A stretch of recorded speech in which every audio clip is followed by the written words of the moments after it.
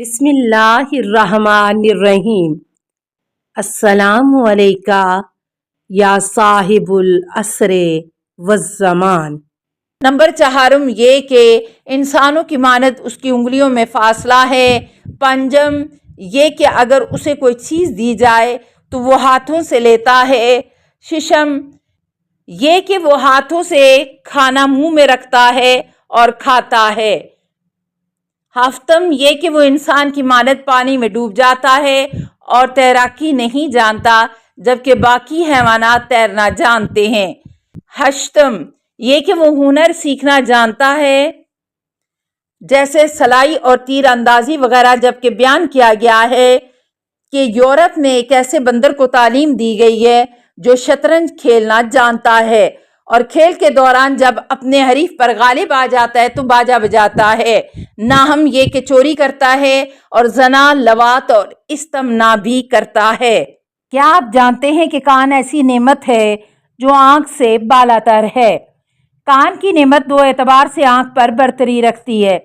اول چونکہ زبان کی چابی کان ہے، لہٰذا اگر کوئی بچہ متولد ہو اور وہ سننے کی صلاحیت نہ رکھتا ہو تو وہ بولنے کی صلاحیت سے بھی بے بہرا ہوگا، کیونکہ وہ سن نہیں سکتا جس کی بنا پر وہ بولنا سیکھے۔ جو بچے گونگے اور بہرے ہوتے ہیں ان میں عیب نہیں ہوتے، بلکہ صرف ان کے کان آواز سن نہیں سکتے، لہٰذا جب بھی ان کے کانوں کا علاج ہوتا ہے تاکہ وہ سن سکیں تو ان کی قوت گویائی بھی واپس آ جاتی ہے۔ بنابراین بہرے پن کا تعلق گونگے پن سے ہوتا ہے۔ اسی وجہ سے قرآن میں خدا نے آنکھوں کی نعمت پر کان کو برتری دی ہے۔ 2 جب تک الہی احکامات و علوم انسانی کانوں تک نہ پہنچے وہ اپنی ذمہ داریوں سے آگاہی حاصل نہیں کر سکتا، اور اس کی خلقت میں جن مقاصد کو مد نظر رکھا گیا ہے وہ انہیں انجام نہیں دے سکتا اور اس کا وجود معطل اور باطل ہو جائے گا، کیونکہ ابتدا ہی میں پہلی کلاس میں ایک لفظ بھی بچے کے کانوں تک نہ پہنچ سکے تو وہ لکھنے اور پڑھنے پر کسی پر بھی قادر نہیں ہو سکتا۔ کیا آپ جانتے ہیں کہ سب سے پہلے عطر کن لوگوں نے بنایا؟ عیسوی سن سے بھی 6000 سال قبل مصریوں نے عطر کو کشید کیا تھا اور وہی اسے استعمال بھی کرتے تھے۔ پہلی مرتبہ عطر بنانے کے لیے پھولوں اور جڑی بوٹیوں کو سرزمین یمن میں کاشت کیا گیا۔ مصر کے لوگ پہلے پھولوں سے بنے عطر کو مذہبی تہواروں کے لیے بنایا کرتے تھے، لیکن بہت جلد یہ رسم ختم ہو گئی اور یہ مصر کی پہلی برآمد تھی جو ساری دنیا کی جانب بھیجی جاتی تھی۔ مصر میں بننے والا عطر ہمالیہ کی چوٹیوں سے برآمد ہونے والے پھولوں اور نباتات سے تیار کیا جاتا تھا اور اس کی قیمت سونے کے وزن کے برابر ہوا کرتی تھی۔ یونان میں عطر کی تیاری کا ایک مرکز تھا اور اس شعبے میں اس کی پیش رفت اس قدر زیادہ تھی کہ انہیں استاد کا لقب ملا اور انہوں نے ہی اٹلی کے لوگوں کو اس کی تیاری اور استعمال کا طریقہ سکھایا۔ صلیبی جنگوں کے باعث فرانس کے لوگ عطر بنانے کے علم سے آگاہ ہوئے اور فرانسیسی خواتین نے پہلی مرتبہ عطر کو آرائش کے سامان کے طور پر استعمال کرنا شروع کیا۔ کیا آپ جانتے ہیں کہ دنیا کے بعض لوگ سال کی پہلی رات کے بارے میں کیا تصورات رکھتے ہیں؟ دنیا کے تمام ممالک میں نئے سال کی آمد پر مخصوص طریقے سے جشن منعقد کیے جاتے ہیں، جیسا کہ روس میں رات کے 12 بجے لڑکیاں گھروں سے نکلتی ہیں اور جو پہلا شخص وہاں سے گزرے اسے اس کا نام پوچھتی ہیں اور یہ سمجھتی ہیں کہ ان کے ہونے والے شوہر کا یہی نام ہوگا۔ برطانیہ کے رواج کے مطابق پہلے گھنٹے اور 12 بجے یعنی آدھی رات کے درمیانی حصے میں ان کاموں کو انجام دینا چاہیے۔ نمبر 1 اپنی 3 خواہشات کو کاغذ پر لکھیں۔ نمبر 2 کاغذ کو جلا دیں۔ نمبر 3 جلی ہوئی راکھ کو شراب کے جام میں ڈال دیں۔ نمبر 4 وہ جام پی لیں۔ اگر وہ اس مختصر وقت میں ان کاموں کو انجام دے دیں تو اس کی کوئی ایک آرزو ضرور پوری ہو جائے گی۔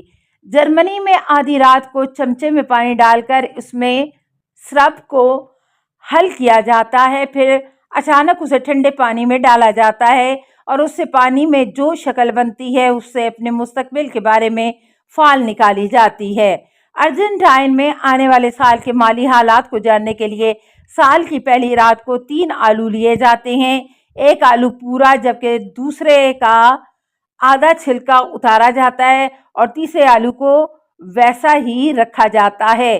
ان تینوں کو اپنے بستر پر رکھ لیا جاتا ہے اور آدھی رات کو تاریکی میں بستر کی طرف جا کر ایک آلو اٹھایا جاتا ہے۔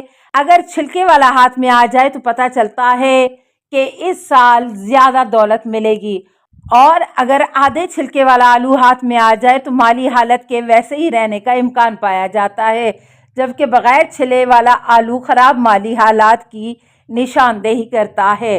چلی میں نئے سال کا اعلان پستول خالی کر کے کیا جاتا ہے۔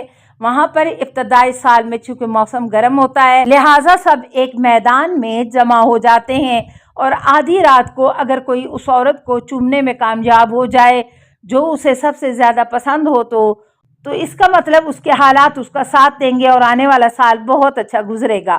کوریا میں سال کے پہلے دن 2 ملنے والے ایک دوسرے کو عید کی مبارکباد پیش کرنے کے بجائے ایک دوسرے سے کہتے ہیں اچھے بوڑھے ہو گئے ہو۔ جاپان میں خوش بختی حاصل کرنے کے لیے کہا جاتا ہے کہ سال کے پہلے دن کسی کا مقروض نہ ہونا چاہیے، اس لیے جاپان کے بینک سال کی پہلی رات میں آدھی رات تک کھلے رہتے ہیں۔ اسپین میں 12 بجے کے گھنٹے کی ہر گھنٹی کے ساتھ ایک خوشہ انگور کھایا جاتا ہے۔ کیا آپ جانتے ہیں دنیا کا سب سے چھوٹا پرندہ کون سا ہے؟ کولیبر گورن سرخ رنگ کا چھوٹا پرندہ جس کا وزن 5 گرام ہے۔ یہ پرندہ ہر سال 800 کلومیٹر کا فاصلہ خلیج مکزیک پر طے کرتا ہے۔ یہ چھوٹا پرندہ 80 کلومیٹر کی رفتار سے 10 گھنٹے میں مذکورہ فاصلہ خلیج مرزیک پر طے کر لیتا ہے، اور اس فاصلے میں اس کی 1/3 گرام چربی خرچ ہوتی ہے۔ کولیبر پرواز سے پہلے جسم میں ضروری مقدار میں چربی کا ذخیرہ جمع کرتے ہیں جو ان کے جسم کے وزن کے 41 سے 46% تک ہوتی ہے۔ کیا آپ جانتے ہیں بعض ممالک میں جڑواں بچوں کی پیدائش کو بہت بڑا جرم تصور کیا جاتا ہے۔ اوقیانوس کے جزائر میں جڑواں بچوں کی پیدائش بڑا گناہ ہے۔ جیلپرٹ کے جزیرے میں جڑواں بچوں کو ماں کے شکم میں باہمی رابطے کے جرم میں ایک کو قتل کر دیا جاتا ہے۔ ملائیشیا میں عورت کو جڑواں بچوں کی پیدائش پر کتے، بلی اور دیگر حیوانات کی پیدائش سے مشابہ قرار دیا جاتا ہے اور ان بچوں کے ماں باپ کو کتے اور بلی کی طرح پست سمجھا جاتا ہے، لیکن ماں باپ اپنے ان جڑواں بچوں کو قتل کر کے کسی حد تک اپنی ذلت میں کمی پیدا کر سکتے ہیں۔ کیا آپ جانتے ہیں کیلنڈر تاریخ کی ابتدا کہاں سے ہوئی؟ چاند کی ہجری تاریخ کی ابتدا پیغمبر اسلام صلی اللہ علیہ وسلم مکہ معظمہ سے مدینہ منورہ ہجرت سے ہوئی، جبکہ اس وقت سنہ عیسوی 622 تھا۔ ہجری قمری تاریخوں میں مہینے میں 29 یا 30 دن ہوا کرتے ہیں جن کا آغاز چاند دیکھے جانے پر ہوتا ہے۔ ہجری شمسی سورج کی گردش کے ذریعے پیدا ہونے والی تاریخ موسم بہار کی ابتدا سے شروع ہوتی ہے۔ السلام علیکہ یا صاحب العصر والزمان، الامان الامان الامان من فتن الزمان، السلام علیکہ یا خلیفۃ الرحمن، السلام علیکہ یا امام الانس والجان، السلام علیکہ یا مظہر الایمان، السلام علیکہ یا شریک القرآن، السلام علیکہ یا قاطع البرہان، السلام علیکہ یا امام زماننا ھذا اجل اللہ فرجک وسہل اللہ مخرجک وظہورک، السلام علیکہ ورحمۃ اللہ۔ اللہم صلی علی محمد و آل محمد۔